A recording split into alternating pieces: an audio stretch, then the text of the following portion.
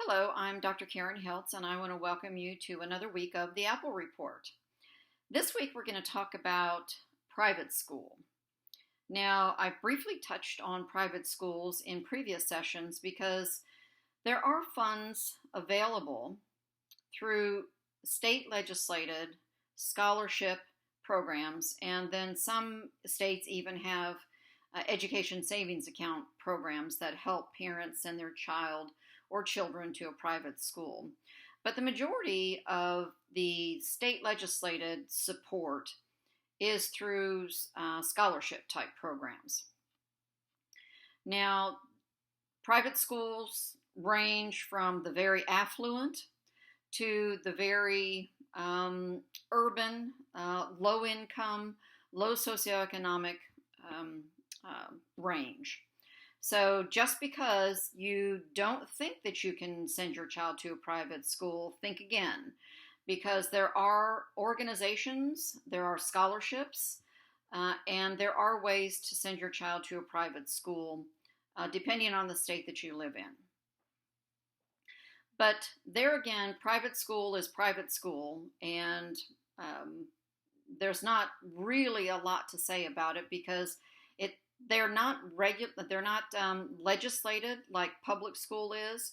A lot of them don't require the mandatory elements or components that public education is required to comply with. There are a few things, but there again, look at the state that you live in. And with regards to mostly, I would say registration. You know, you need to prove that it's your child and, show some identification, things of that nature. But in most states, there's very minimal legislation or mandates for private schools. But there are a couple of things that I would like to highlight for private school because I think the landscape is changing. And the reason why I say that is because of, if you recall, we talked about court cases and the precedents that court cases establish. Now, I mentioned the Zellman versus Simmons-Harris court case or Supreme Court ruling from 2002, which allowed public funds to be used for private education and private religious education, as well as secular private education. And the reason for that is because, there again, I'm a person who believes that words have meaning, and when you write legislation, you need to be intentional.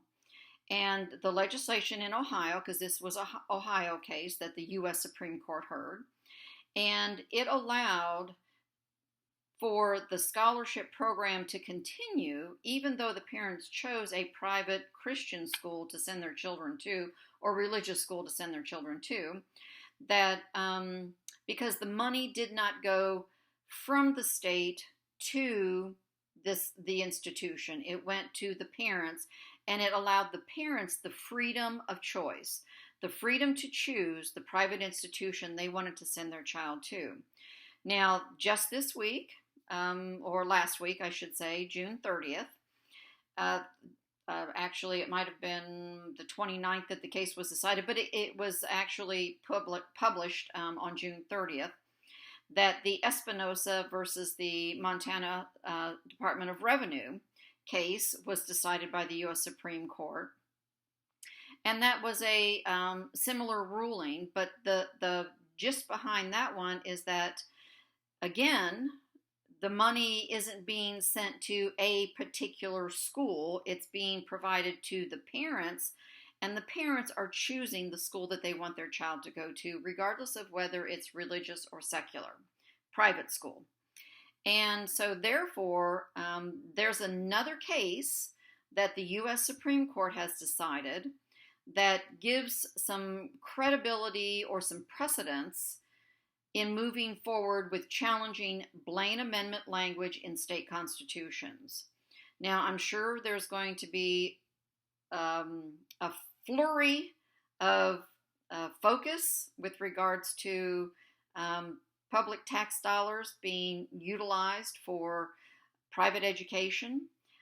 But in my comments that I publicly wrote about with regards to, or posted with regards to the Espinoza case, is that I believe this is a step in the right direction to uh, seg- um, eliminating discrimination in school choice programs, because my presumption and my opinion is that all school choice legislated programs in every state provide an element of discrimination, because the scholarship, the voucher, the savings account, the charter, they all require some type of, or they all target some segment of the population. You hear about scholarships and vouchers going for the urban, low socioeconomic children. Well, what about the other children in the urban areas who are on that cusp with regards to making too much money versus making too little money? There is that middle ground there, and a lot of children are excluded because of income, their parents' income. But programs are typically focused on where the location, where the child lives, focused on the economic income of the parents, and or whether your child is disabled or not. And whether we want to admit it or not, those are discriminating factors. And there are reasons for that. But there again, we need to look at programs that are open to all children. And that's my opinion, that's my belief, because there are children who don't meet the criteria, but their parents struggle to provide that, to ensure that their child is getting that quality education.